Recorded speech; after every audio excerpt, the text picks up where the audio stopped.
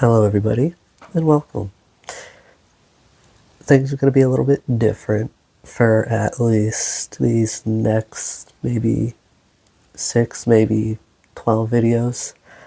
My camera, I went to update the firmware, and the autofocus was not working.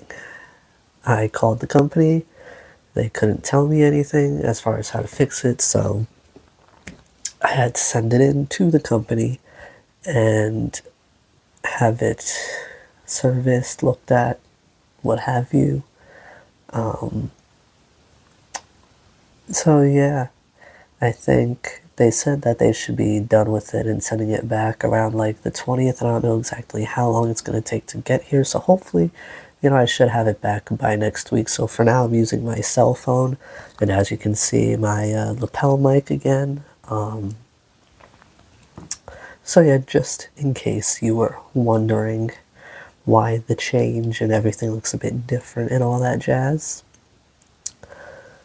So yeah, update done. Now, this next set of readings is I'm going to be taking a look at what is coming towards you at this current point in time. And this particular video is for the sign of Aries. Alright, let's see what is coming towards Aries at this time.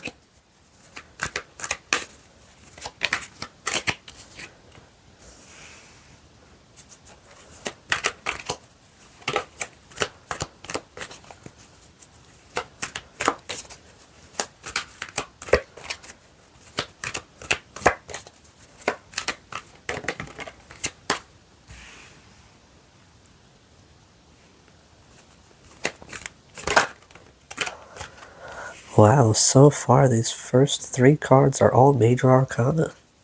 Something big is definitely going to be happening. Oh, and then we got a chakra card. Ooh. Huh. Okay.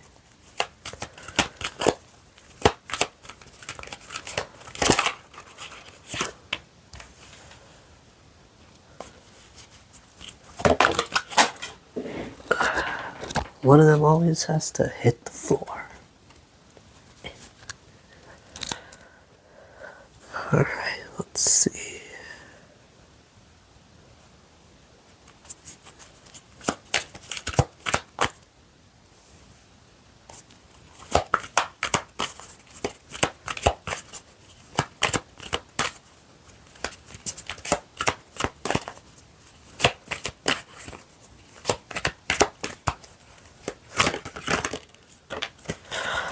I knew it. I freaking knew it. Okay, one more.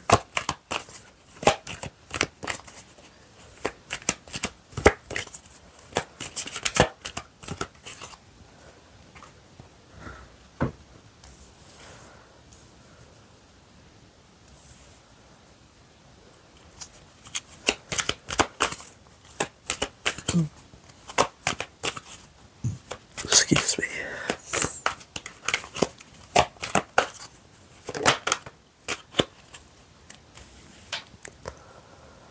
Alright. At the bottom of the deck here, we have the Two of Swords. So there's definitely something that you've been up in your head about. Now, this could have to do with financial and material changes. And in one way or another, that would be affecting your awareness here with the Magician. I mean, that could also have something to do with, since we have Passion ignited, aka the Ace of Wands underneath that, and the World.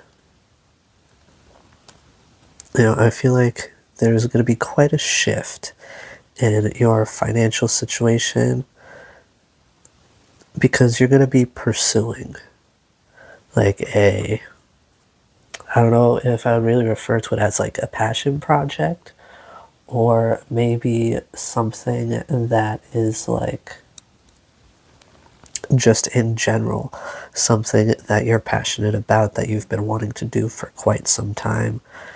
And here with, universe representing the world, I want to say that there's going to be like, this is like kind of like a new beginning in a sense, a new cycle where you're really going to be doing things for yourself. You're going to be following your passions, your heart, the things that really, light you up.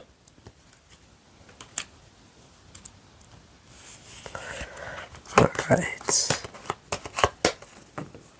And then under that was the Two of Wands. So I feel like, this is something that's taken some time.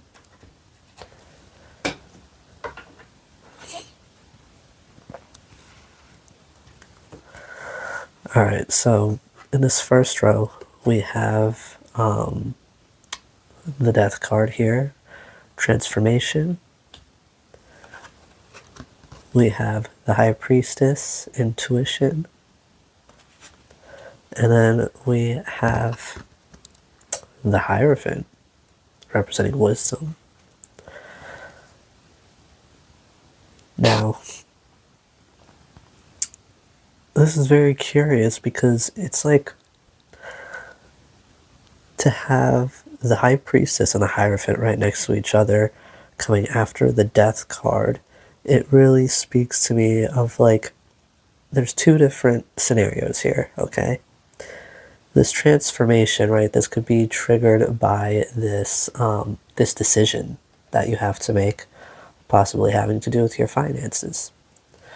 And that will, in turn affecting your money and everything. I feel like, pursuing this new path, right, you could be following your intuition as you pursue it. Like that's what's really like guiding you on this new path. But with wisdom, right, with the Hierophant, like the Hierophant really speaks to, a mentor, somebody who is very traditional, somebody who is very well educated on something. So, this is something that you can honestly become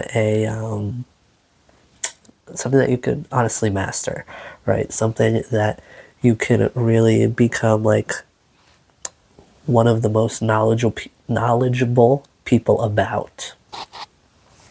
Or, the second scenario, this could be like speaking to a sort of like divine union because, we have the Emperor and Empress, which is like really viewed as like the top, right? As far as like divine counterparts go. But then, the High Priest and, the High Priestess and the Hierophant, like those two are even higher, even though they're not really spoken about in that sort of context usually. But that to me speaks of like a major transformation and like sort of level up in a like soul type situation, connection.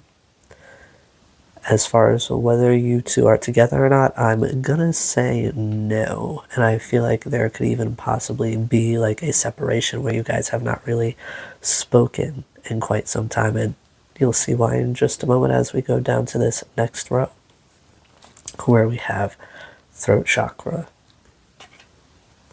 And then we have the Six of Cups, the memories of love. And then we have the Seven of Wands, stand your ground. So, this speaks to me of the need to really use your voice in a situation, stand up for yourself, maybe set some boundaries, right? Because somebody that you've really been like reminiscent rather, for quite some time about, will be coming forward, but they may not really be in the best place. They may not have like the best intentions, and it could be a situation where like, this person may have been the one to hurt you and maybe not like, I don't want to say cause the separation, but they played a rather large role in the separation here. Because, this throat chakra card, like this is speaking to the need to really, use your voice, in that with the Seven of Wands really speaks to me of like a setting of boundaries, needing to speak up for yourself when something isn't really sitting well with you, and you feel like, it's not that it's so much like a threat, but rather it's something that could stand in your way. You could be like, it could be a situation where being as it's probably been quite some time since you've spoken to this individual, you've had any sort of contact whatsoever, you know, you could be doing very well for yourself. Things could be going so much better. Because, naturally after a breakup or a separation with somebody that like you feel really strongly for, that's going to bring you to a dark place, at least for a little while. And that will bring you to like a place of stagnancy where it'll be very difficult for you to function normally, where it will be very difficult for you, to really take care of these everyday things and do these things that, most people don't have difficulty doing. And, with this memories of love, that's definitely like a past life lover, a past life, like somebody that you've had or been with rather in a past life or more. And you're kind of like playing out this sort of karma. Now, next we have the Hermit, solitude. And then we have the Devil, temptation. And then we have the crown chakra. And I mean, again, I really just have to point out here that like almost every card is a major arcana card, okay? And those that are not, like we have the two chakra cards, and then we have the two general tarot cards. So I feel like, this is going to be quite a situation. This is going to be quite significant to whatever, is coming your way. Now, with the Hermit, the Devil, and crown chakra, I get, again, the Hermit, speaking to the fact that you've been in this state of solitude, especially when it comes to this individual where you've like, and I feel like the Devil is speaking to like a return of somebody, like a temptation, like that key over there that he's like reaching back and touching and illuminating the top a bit of. Like, I feel like, this person can possibly be coming back to try and like hold you back from unlocking like a certain aspect of yourself. Maybe like, they're trying to make you stagnant again because they see you shining, they see you glowing, they see you, for who you are, this very intuitive, very intelligent, knowledgeable, like magician-like individual. Like, you're probably somebody who's very talented. You can be like a jack of all trades, right? You have a lot of knowledge in a lot of areas, and you probably have a lot of hobbies here. So, they probably know that even if you currently do not have a lot of money, like, there is going to come a time, probably very soon, because they probably feel this happening for you too, because you guys have that soul type connection. They feel these things coming towards you as you probably, feel these things that are coming towards them, and things that, have happened in their life. And I feel like that's sort of what this, like this crown chakra card is talking to, right? Like, you know that this person is here to, cause some trouble. They're not genuine. They may try to pass it off as like they're coming back because, they miss you. They've been thinking about you. They've been like, there could possibly even, with this cupping of this one candle cup, like there could be an offering of an apology, or maybe not an offering of an apology, but like you could be getting an apology from this individual. But again, with this Devil card here, And the Seven of Wands, I get that it's very ingenuine. You know, they definitely have a more, I don't want to say sinister intention, but it's just, it's not good. It's not what you think. It's not what they're trying to pass it off as. And with both the High Priestess and the Crown Chakra card out here, right, I really get that, you know, you're getting that vibe. You're seeing it, which is big for you because I feel like beforehand, right, before this individual and everything that happened between you and them, you were not that, like, aware of certain things, whereas like you would instantly like jump on and accept that that apology, and you would restart a cycle with this individual that is no good, that will not serve you. But I feel like, you know, here you're wising up this time around. Things are really, you know, starting to go well for you.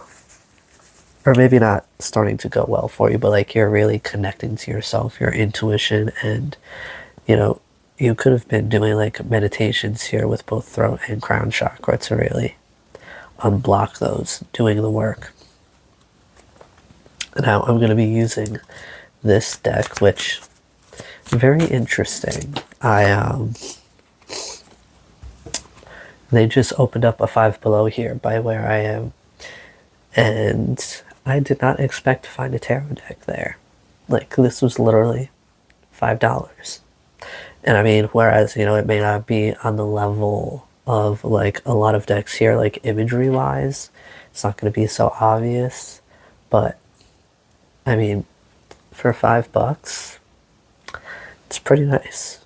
And I mean, it's a great clarifying deck, but it might, I would suggest that like more seasoned tarot readers use it, because like, as you'll see here, like some of the imagery is obvious, like with the swords, but others, let's see, the more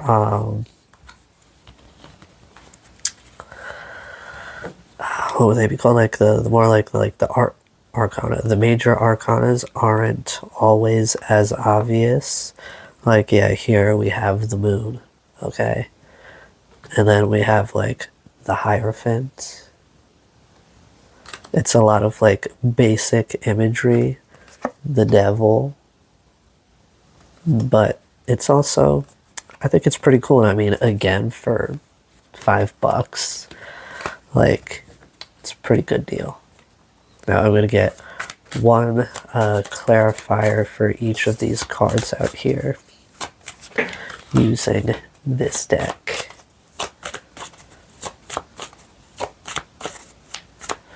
Alright, so for the devil, we have the Ten of Swords. I mean, not the devil, what is wrong with me? For the death card, we have the Ten of Swords. So, you know, to me, this really speaks of you, you know, avoiding that Ten of Swords. Because with the death card, right, you're going through a transformation where, you know, that Ten of Swords could have been the fuel for that transformation, but that Ten of Swords could also, you know, be something that once you go through this transformation, right, it's something that you'll be able to avoid going through again. All right, and then with the High Priestess, we have the King of Swords. So, you know, I feel like, you know, you're really gonna be speaking from like a very logical place, and you know, you're going to be using your intuition, but you're going to be combining like intuition with logic, right? Because a lot of people, when they follow their intuition, they're also following their heart. But I feel like, you know, you're combining, you know, spirituality and logic, right? You're combining your intuition with logic, and that's going to help you to really move forward here on that journey. And with the Hierophant, we have the Nine of Pentacles. So, you know, I get that you're really going to be building something off of this knowledge, something very lucrative from this knowledge that you've been gaining, this project that you've been working on. Now for the throat chakra, we have the Star, which to me speaks of really like healing this aspect of self, right? Your ability to speak up here, even further clarified, you know, with the King of Swords on that High Priestess. And then with the Six of Cups, we have the Death card. So I really feel like you're transforming the way that you see this situation, the way that you see this individual, and this whole situation has really, you know, changed your perspective of this individual and this situation, and it's something that you're able to like more clearly see, whereas like beforehand you probably had like those rose-colored glasses on, and you know, you wouldn't have thought this person, you know, capable of trying to pass off such foolery. You know. Right, now for the Seven of Wands, we got the Five of Cups. Yeah, you see, I feel like this is exactly what you're avoiding. You're putting up, right, you're standing your ground, you're putting up your guard so that you can avoid the disappointment that would otherwise occur if you know, didn't listen to your intuition and you just moved forward with this individual. And then with the Hermit, we have the Queen of Wands. So, you know, I feel like, you know, in this time that you've taken to yourself, as you've gained this knowledge, right, you've also made yourself more more appealing.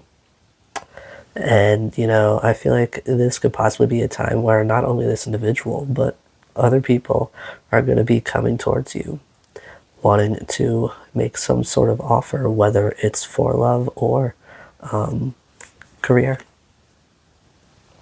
Now for the Devil, ooh, we have the Empress. Interesting. Let's see. The Devil and the Empress. I feel like, you know, this individual, right, they could be, I mean, the way that a lot of people view the Empress itself is tempting, right? Because the Empress is supposed to be like the all-around, like the ideal feminine energy is represented by the Empress. You know, very nurturing, very caring, very intuitive, very abundant, right? And I feel like, you know, this is representative of you, especially, you know, right next to this Queen of Wands energy. And then we also have the Nine of Pentacles out here.